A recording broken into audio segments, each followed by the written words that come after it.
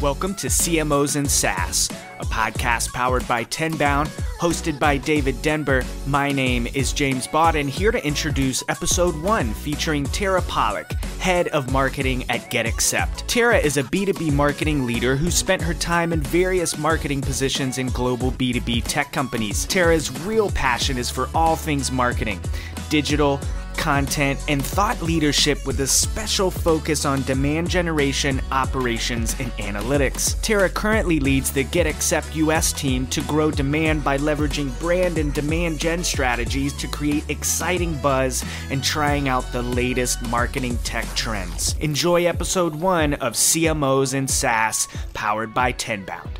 Welcome to another edition of the Sales Development Podcast. This is David Dember, your host. And today we're starting a new series, and that series is called CMOs and SaaS. And, initially the first person that I thought of was Tara Pawlak, the head of marketing at GetAccept. And why? Because she's a marketing leader that truly leads from the front, right? Like that, those are the things that are really important when we get folks on the Sales Development Podcast. It's so important to really understand what they're about. And I'm just so happy and stoked to have you on the show. Tara, thank you so much for joining us. Thanks, David. Super, super nice intro. I'm really excited for our conversation and to be here today. Absolutely. And so how about we start with this? Who is Tara? And, what led you down the marketing path as a career choice? I mean, you could have gone down the legal side, you could have gone down sales, but something about marketing must have really intrigued you. And so I'm really curious about that. Yeah, I love that question. So I am one of those marketers that has actually 2 degrees in marketing and studied marketing from 18. I got my undergrad at Quinnipiac in Connecticut and then my MBA in global marketing. So there's a lot of marketers today that have very different, backgrounds, and they work themselves into marketing. And I just figured out at a young age during college, I had a professor actually told me that I'm too much of a people person to go into anything else. And he was an economics professor. I wish I remembered his name. I should look it up. But that sticks with me a lot because I love theory and I love concepts and definitely analytics at this point in my career.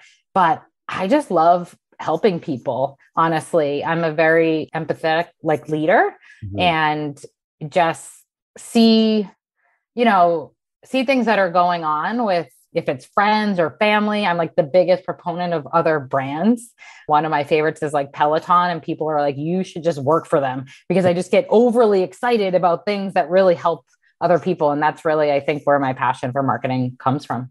No, I completely admire that about you, because since I've gotten to get to know you more on a personal level, you're, not only talking about sales development, marketing, but you've gotten to get to know me as a person. And I think those soft skills are so important, especially in the times that we're in today, obviously being, kind of going down that path of recession, going down the path, for the last few years with COVID. Some leaders haven't really understood what it means to lead from the front. And so, the thing that I found fascinating, and we're going to dig into that $1 million question in a second, but, I thought one of the coolest things you told me while we weren't on the show, of course, was that you actually spend one-on-one time with SDRs. I thought that was quite fascinating. You're the head of marketing and you like to actually go down to the SDR level and get to know what they're doing on a day-to-day basis. So why don't you tell us a little bit about that? Absolutely. I am very well aware that marketers are not at the forefront of talking to prospects, right? So, we do a lot of work in many different capacities and brand and demand generation. And if you're focusing on the right things, you're building an inbound funnel. But marketers aren't the ones answering that first, demo request or call or whatever it might be in your area that you're selling. And typically that's an SDR.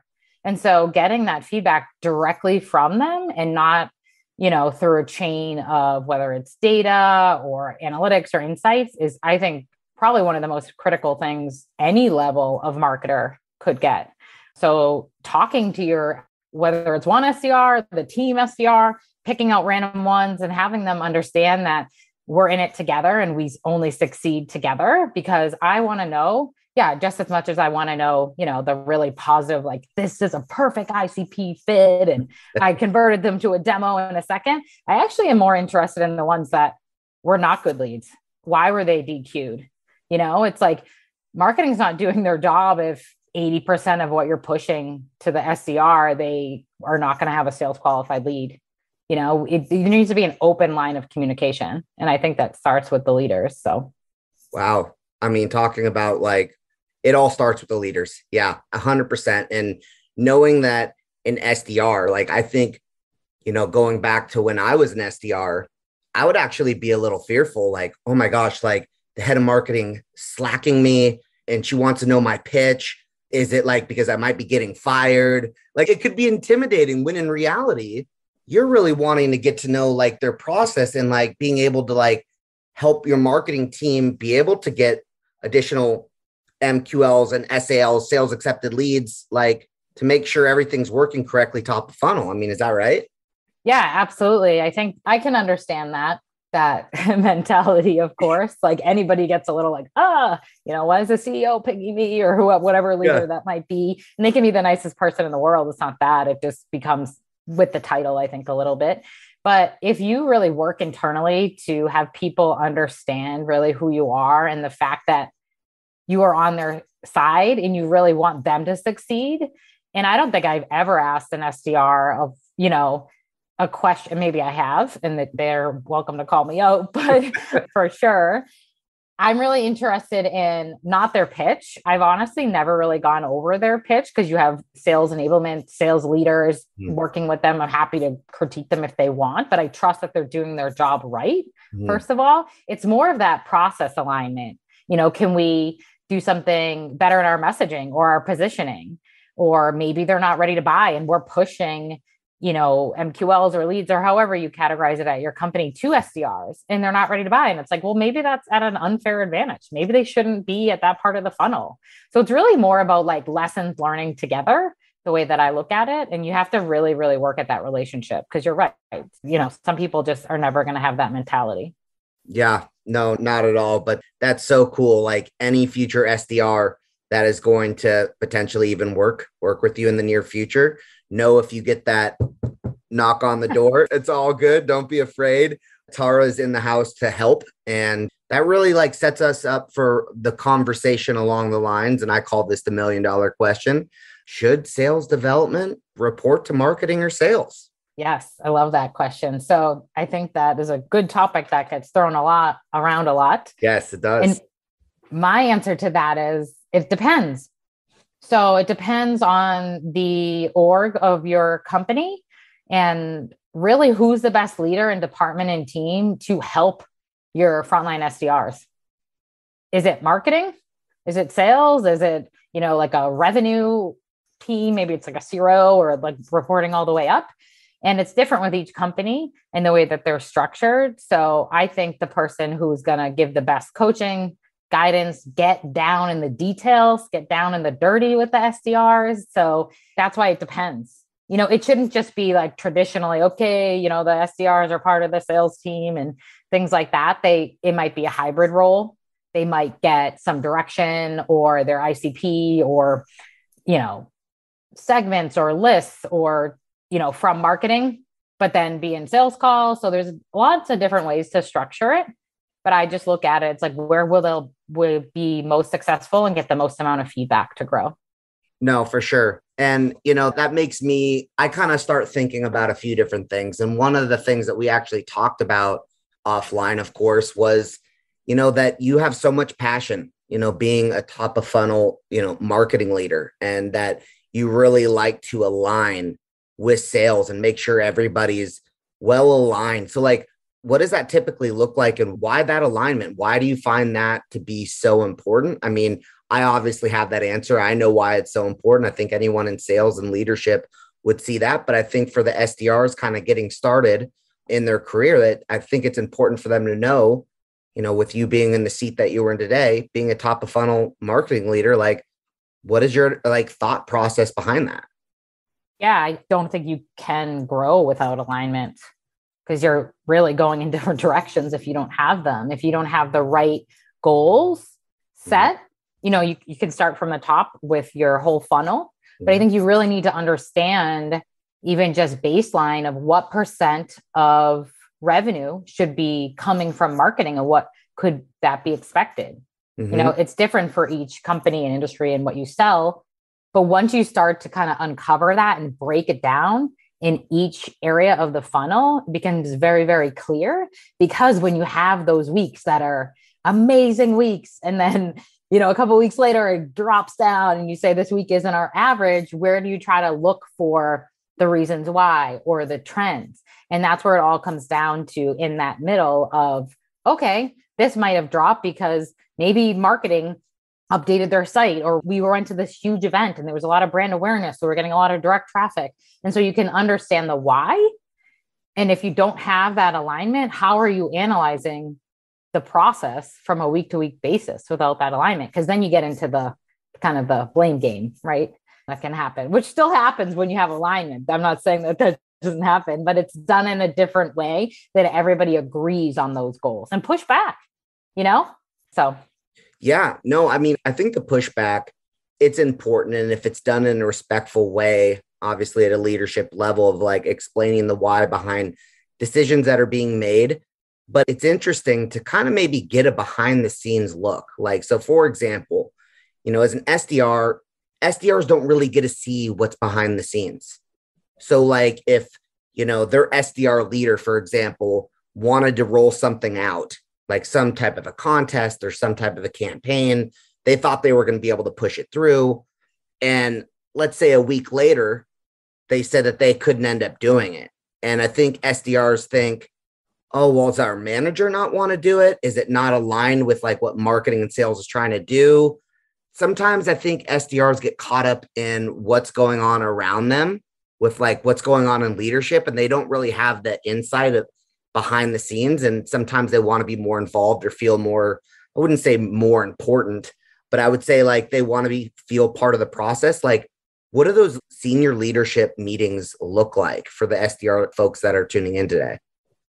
Yeah, that's a great question. So I think from my vantage point, there's a cost and like risk analysis that's done from an ROI standpoint. So, you can't move every idea forward. A lot of it is like timing and budget.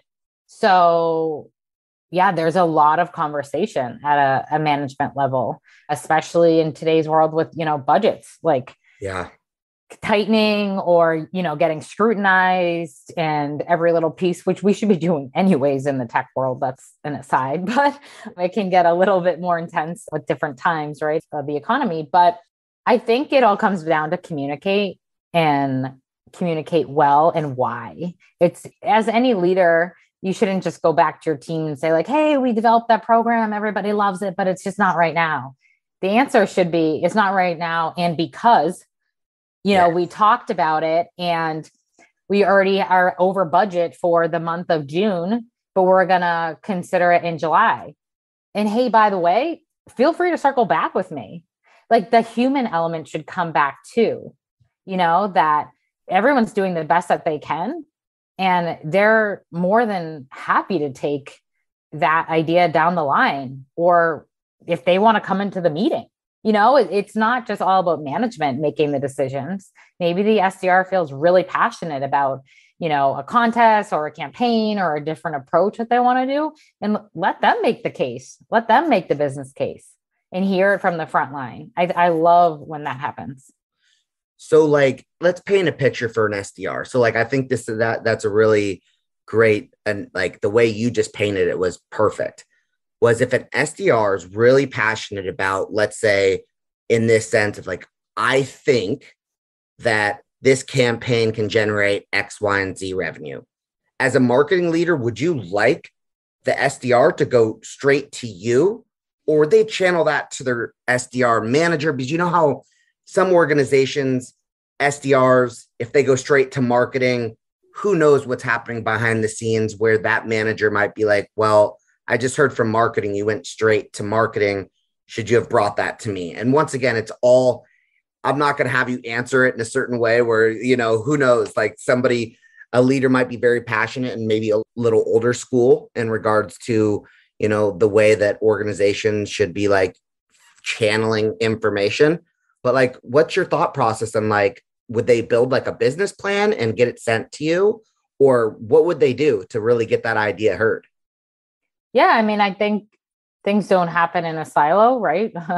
So I think the SDR should probably go to their colleagues or their team or bring it up and decide on how they would want to approach it. I mean, me as a marketing lead, I would love to hear that idea, but I understand that they might feel like they're like not stepping on toes, or if they go like around their manager. And that's like, I think a case by case.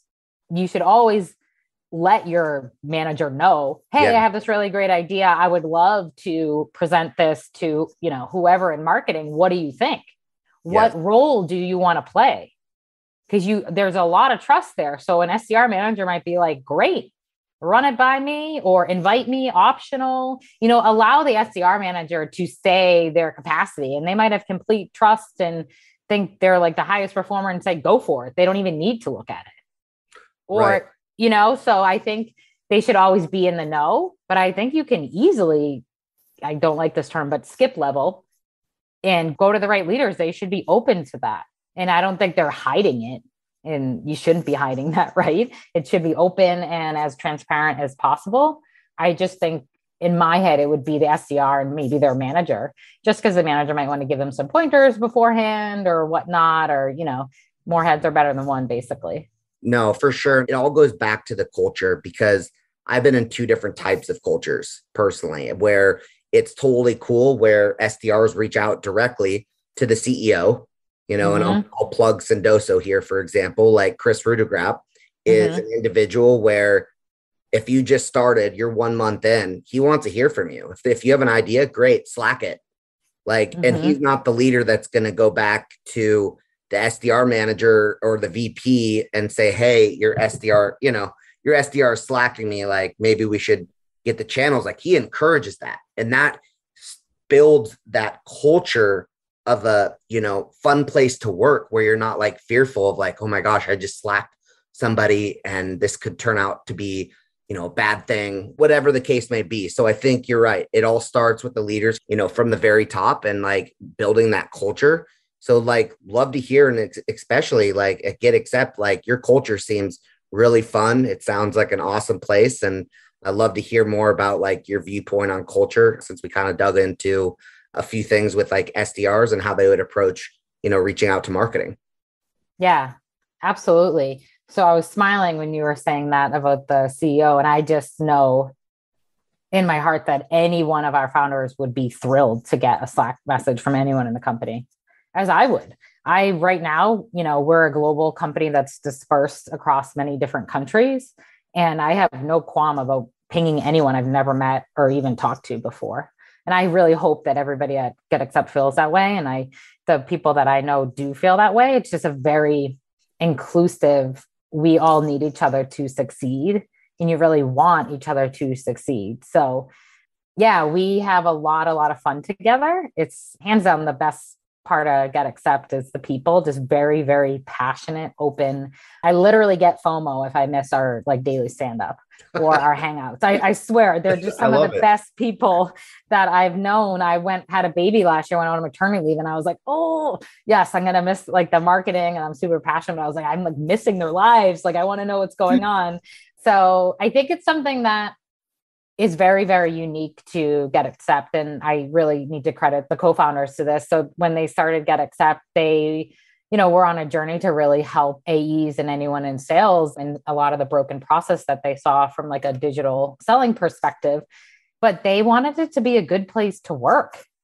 And they really, really have tried hard. And it's just so obvious if you speak to any one of them that, yeah, it's a people first, and your life is first, your happiness is first, and then work second. But it's not in a, do people like take advantage or they don't work hard? I think they work harder. There's so much trust. It's like, hey, you want to go walk your dog at 2 p.m.? Great, go for it. We want you to.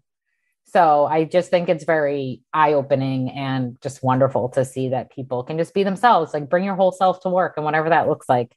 That's awesome.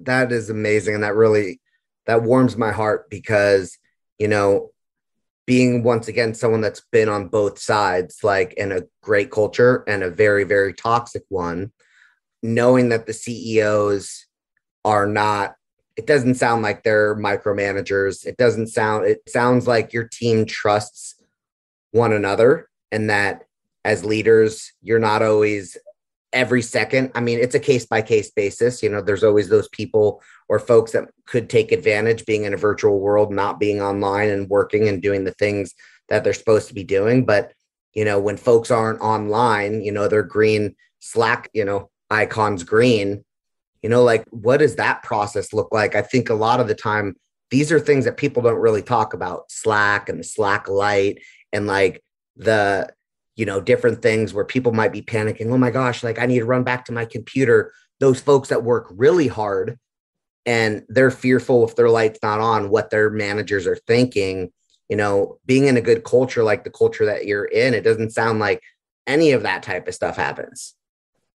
No, not from my vantage point at all. I would never think any different of anybody I would actually be like, wow, they're probably just really busy and they're focusing. We've also talked as a company of how Slack is very distracting, and don't let it get it so distracting that you can go take a break.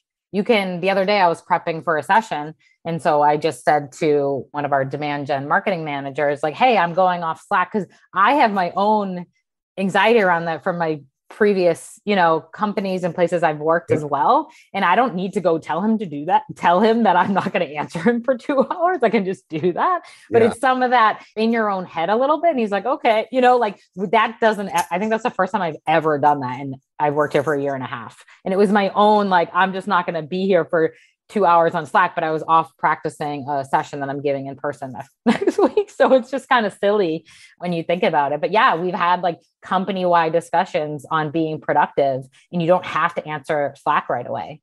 You can be doing your work for hours on end, and it's not something that is expected.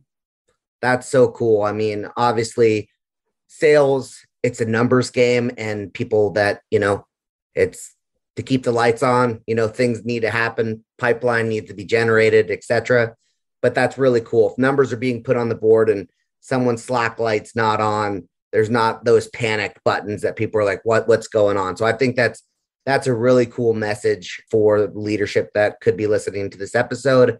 But, you know, kind of taking a step back and kind of getting back into marketing a little bit. I think I described marketing, and I'm not in marketing. Well, I mean, kind of yes and no with what I'm doing here at the Sales Development Podcast and doing some other stuff to be able to generate, you know, inbounds and other things like that. I'm thinking like, okay, marketing is like you're a blackjack player, like at least the way I described it. And you're like, you know, that's interesting. But what was the way that you described it? Tell me again. I think it was a conductor, was it? Yes. So like, let's talk about that. Yeah, I'm going to tell you, I don't like the blackjack. You're like, no. Yeah, David, that blackjack analogy sucked. It's a little bit more risk. I guess there's some players that are really good. So then I'll agree with that when you have an outstanding blackjack player. It's okay. It sucked. No, I'm just playing. No, so I guess you did ask me this question, and I don't know if I've ever been asked it before, but the first thing that came to my mind was conductor, because it's very methodical and very strategic when you sit looking across all the different functions of marketing and how they all play together. So you have to make decisions on the daily where your focus is, where it's not, especially if you're working at a scale up startup. There's a million opportunities, right? But you really need to focus on like what's going to move the needle, what's going to make the most sense for our business. And I think it's more about a conductor because of the business acumen marketing is today. Marketing absolutely has a seat at the executive table, and it's an integral part of any business for growth. And so that's how it needs to be, quote, conducted, is it drives revenue. And you're pulling strings because like, you know, have you ever, I mean, obviously with being you being in marketing, have you ever done a campaign that just absolutely failed? Oh, yeah. Oh, yeah. right? And so like, oh yeah, it's like you put chips over here, like, dang, that failed. But now, do you learn from those experiences of like a failed campaign and be able to like tweak things a little bit more? And right after that failed campaign, the next one just blew up, or ended up you blew your number out of the water, whatever those KPIs look like. Yeah, absolutely. So I said this yesterday and I hadn't said it in a very long time, but marketing is gray. Any marketer, I don't care what role it's in, you have to live in the gray. And if you can't live in the gray, like it's going to be a very difficult place for you in 2022, right? And so a lot of that comes with the ability to test fast and fail even faster, because you need to learn and you need to understand what went wrong. And if you don't, the biggest learning is, okay, don't do that exact campaign again until you can figure it out, or go in a different direction, or test something else. Or, there's so much research now. It's like customers and prospects and people love to talk. It's like, there's so many ways of testing things without a full launch now that you can go get feedback. An example of that is when you do a lot of high level brand messaging or positioning, which is really important, just like in an SDR role. It's like, what's your opening line? What's the pain that you're pulling out, right? So it's like, before you start to pivot and do that at any level of scale, you should be testing that. And you can do that so easily now with like LinkedIn. You can just reach out to people that are in your ICP and they might give you 10 minutes to say, hey, what do you think of this positioning?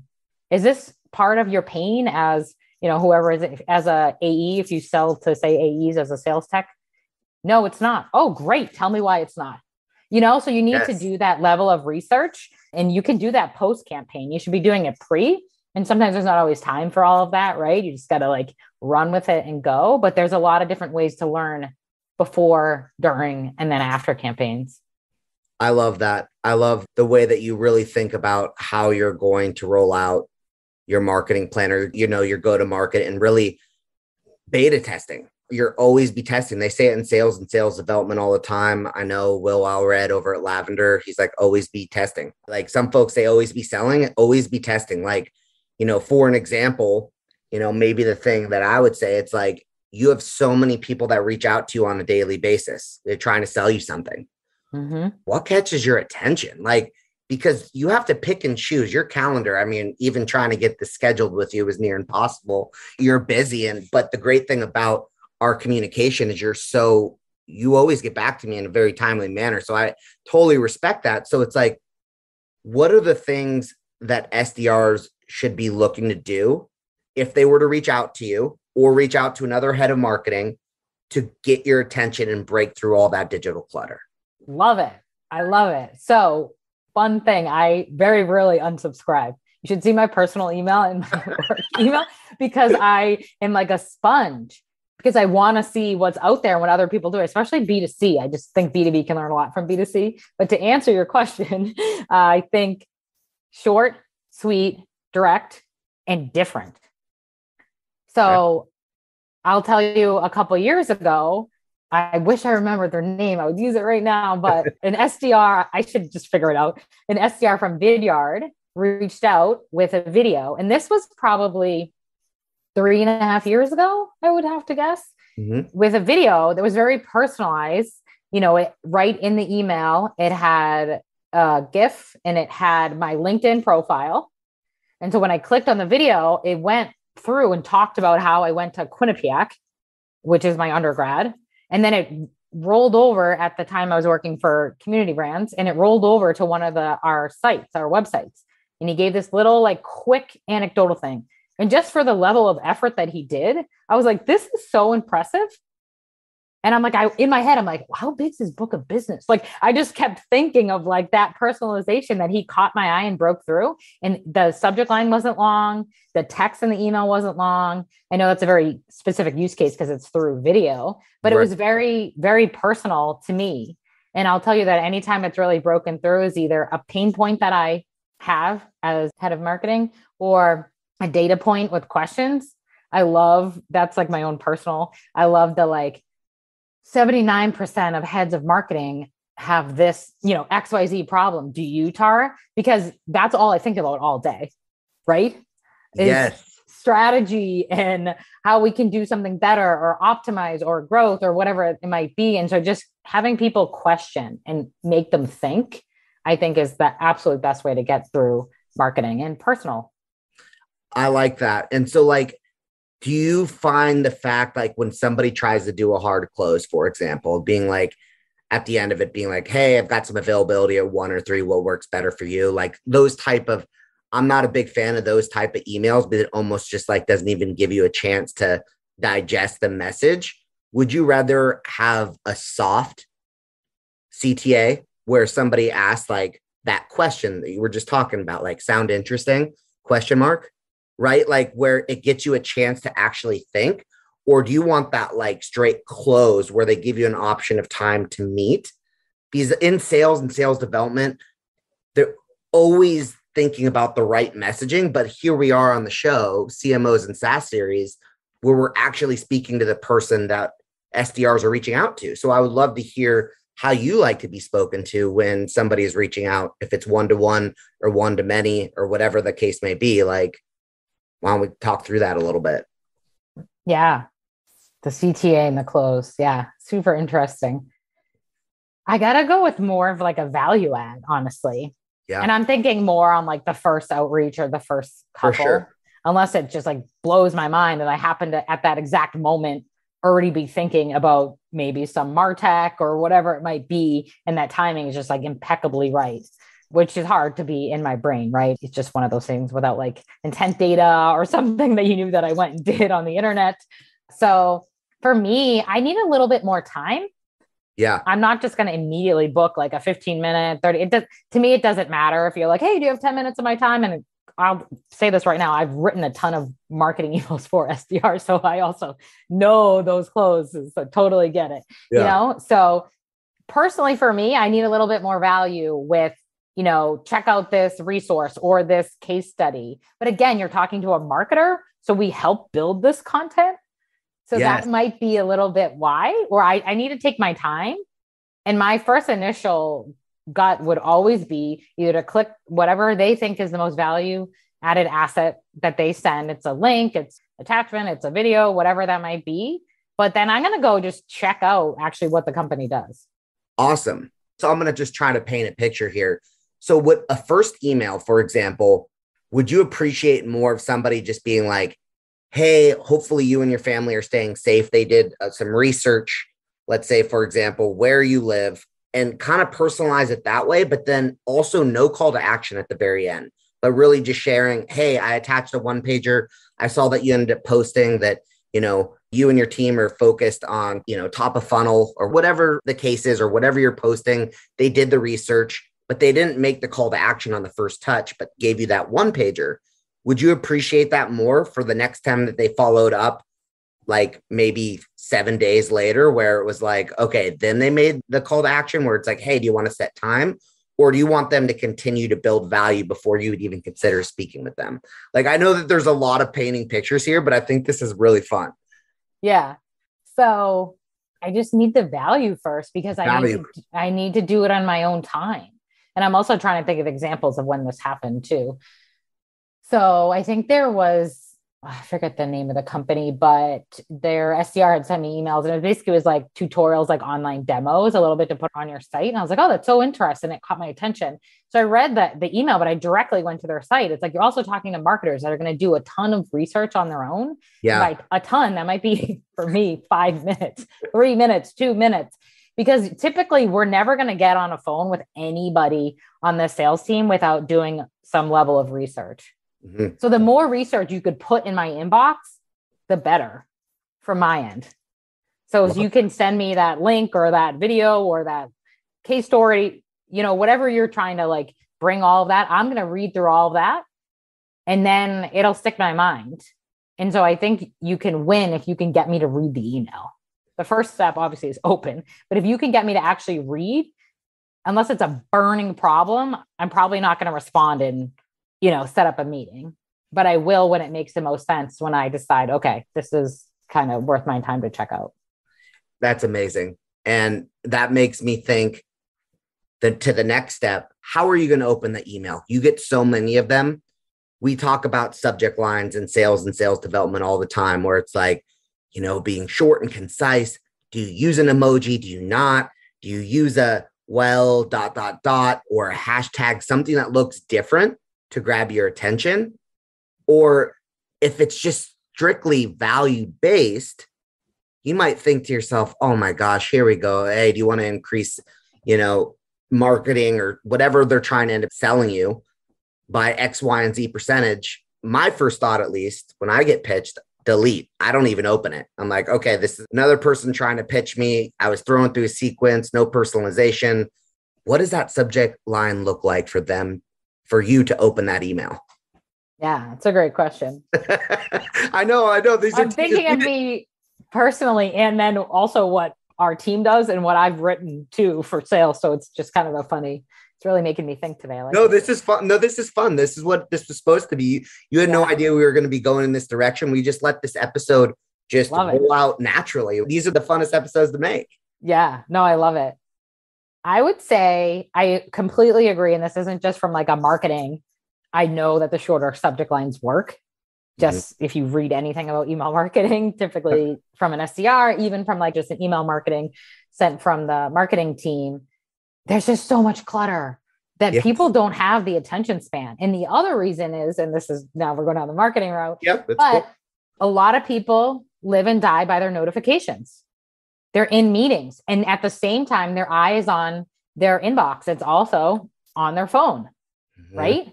And so you're constantly working on something, you're in a meeting, you're doing other things, but you're always keeping an eye on your email. Yeah. So think about that. You only have a certain amount of characters that's actually going to break through. And if you did that and caught my attention in a meeting, I'm going to go back and look for that email. But if it was just running on and I didn't really understand, or to your point, you're like, oh, our company does X, Y, and Z and this and this and this, like in the subject line, it's like, okay, boring, right? So it has to be different, unique, and however you want to do that. I think the emojis, the shorter, something funny. That's the other thing that I'm like loving in B2B is the funny. Historically, we've been kind of known as boring and dry and, where it's like, yes, there's the brands that are getting very like creative and making people laugh.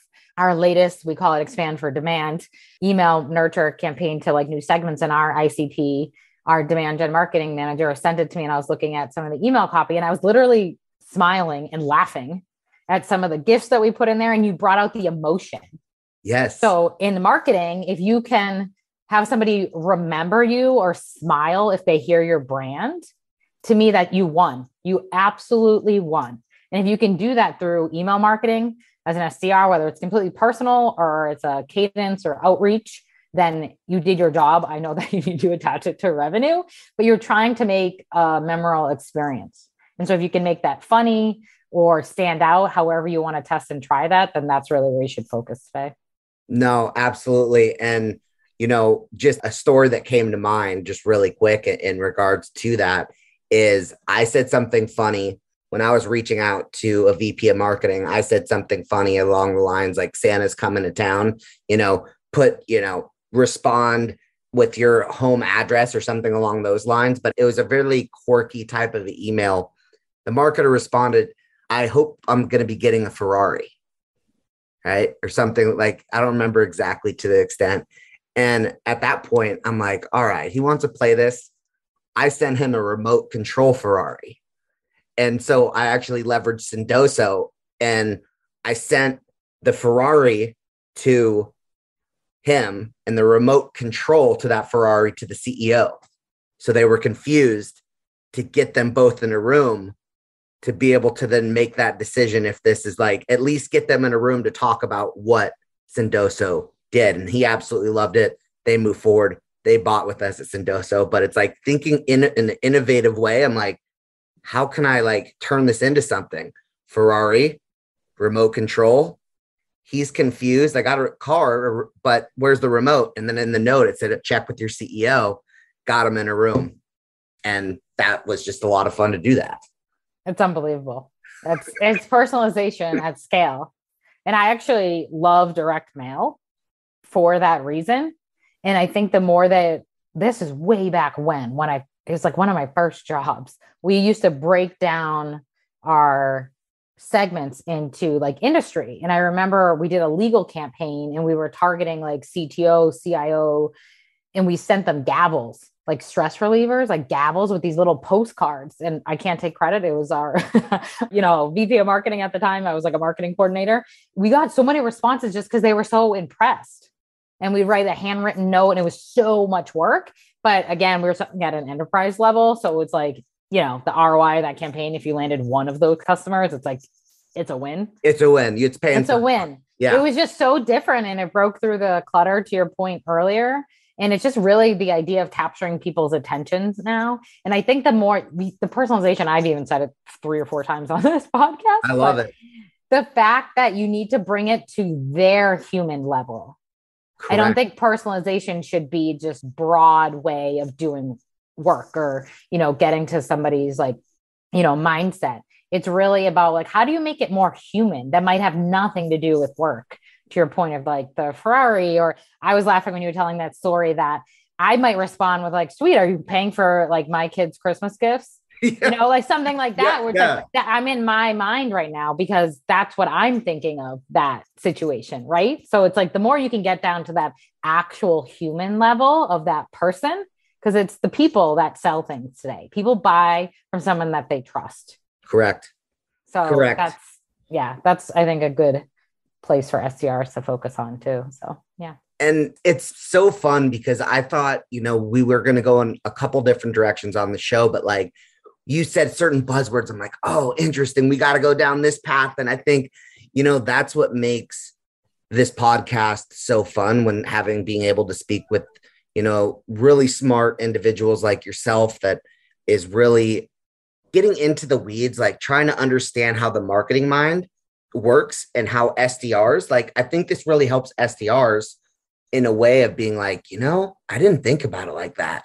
But if the head of marketing likes this, maybe how can I craft my messaging around that? I think there's so much value in this episode here. And, I'm just really grateful for the time, that you devoted to come on the show today. And, I would love to give you the last couple of minutes to maybe just talk a little bit about, maybe what you and your team are doing. Like, I'm a little bit curious too, because I went on your website.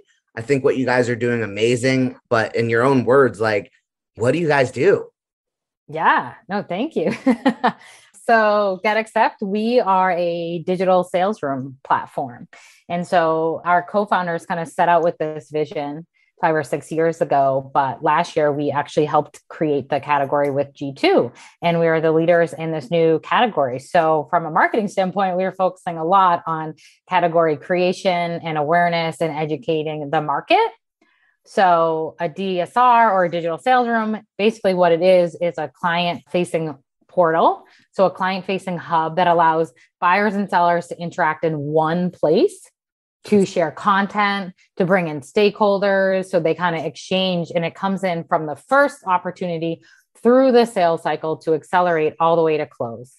And so there's a lot of capabilities in there too for the communication. So we have chat, you can go back and forth. There's video, there's automatic reminders. And from a sales VP level or sales operations, you have all the analytics behind it. So you're really like building a way better buying experience. So it's all about that buyer experience. So you're not living in your Slack, you're living in your inbox, and you can bring it all in one place. So everybody knows where that meeting summary is, that video, the buying negotiation happens there. So yeah, we're on a mission to really help all account executives to build a better experience for their buyers. That's so awesome. And no wonder you have such good alignment internally there, because that's what that's your mission, right? And so I think that's super cool, and definitely would love to learn more offline, of course. But, once again, I'm so happy that you were able to come on the show today. Thank you so much for your time. And I look forward to getting to know you more on a personal and professional level, because you're just such an amazing person. So thank you so much, Tara. Hopefully you have an awesome weekend, and we appreciate you coming on the Sales Development Podcast. Thank you so much. I had such a blast. So anytime. All right. Well, take care, everyone. Thank you. Have a wonderful weekend. Thank you for listening to the Sales Development Podcast. the only audio forum 100% focused and dedicated to sales development. Please be sure to subscribe to the show on YouTube and take a moment to leave us a review on iTunes. Your support makes our show possible. If you are struggling with your sales development program, contact us at tenbound.com for a no-obligation exploratory call. Again, that's tenbound.com.